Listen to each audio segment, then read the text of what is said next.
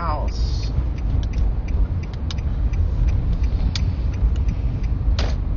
Yeah.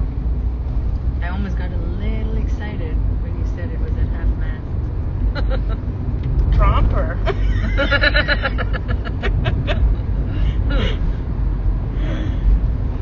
Definitely changes the way I watched Home Alone 2 because I used to like that movie. I still do, but I need to just omit that part. My friends were coming up with like the perfect thing to call Trump, and I said Oompa Loompa. Because that would be insulting Oompa Loompa, man. When you think of an Oompa Loompa, you think of someone with an orange face, which is basically Trump. Yeah, but Oompa Loompas did really, they did have an orange face and green hair, right? Because they're short and fat. Yeah. Not fat shaming Trump, but he's not a rake he may be, he just doesn't look like one. I'm surprised Trump's still breathing. You know how some people take to the streets. Yeah, when, it's just a skin suit being operated by something else. I don't even know. Kind of reminds me of Pennywise. Yeah. He likes red, he likes McDonald's, and he scares kids. He definitely is a scary man. I'm so glad I left Florida a week before the election because I knew. Oh, yeah. I knew. What was the atmosphere like out there? It always reminds me of 19 kids and counting. Literally. Because a lot of Floridians are going to prison.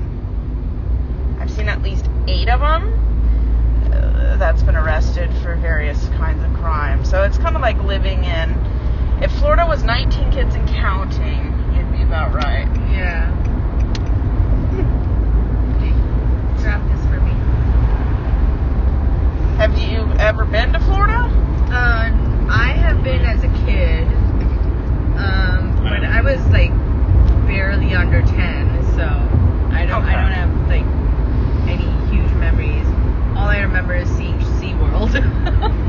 So that was my first and last time in Florida. I haven't been, and I don't wish to be there. I've been to all the major cities and beaches. I would not recommend northern Florida. Yeah. Wouldn't wish that on my worst enemy. Northern Florida is the more... It's crap. It's like pure Trump? No, well, yes, but it's just pure crap. Oh, really?